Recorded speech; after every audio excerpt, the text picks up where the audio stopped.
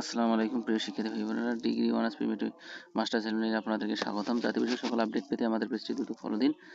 আজকের বিষয় হলো জাতীয় বিশ্ববিদ্যালয়ের যে এপ্রিল মাসের আপডেট সেটি সম্পর্কে।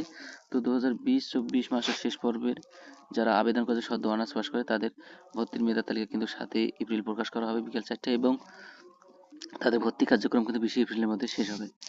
দ্বিতীয়ত হলো যে 22-23 প্রিমিটিভ মাস্টার্সের দ্বিতীয় ইনকোর্স পরীক্ষা কিন্তু 9 এপ্রিল পর্যন্ত হবে, এবং এপ্রিলে ফর্ম পূরণ নোটিশ হবে।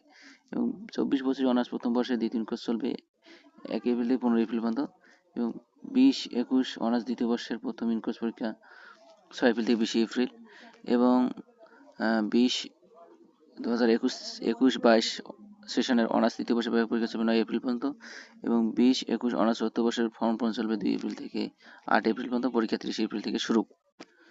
এবং 24-25 ডিগ্রি প্রথম বর্ষের চলতি মাসে রেজিস্ট্রেশন কার্ড ইস্যু হবে, এবং এরপর ইনকোর্স পরীক্ষার রুটিন প্রকাশ করা হবে।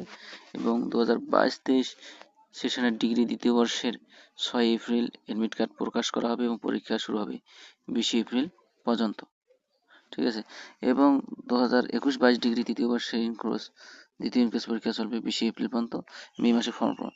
তো ব্রেকিং যে নিউজ হলো, সদ্য অনার্স পাস করা মাস্টার্স যারা আবেদন করেছেন তাদের মেধার তালিকার প্রকাশ করা হবে 7 এপ্রিল, এবং যারা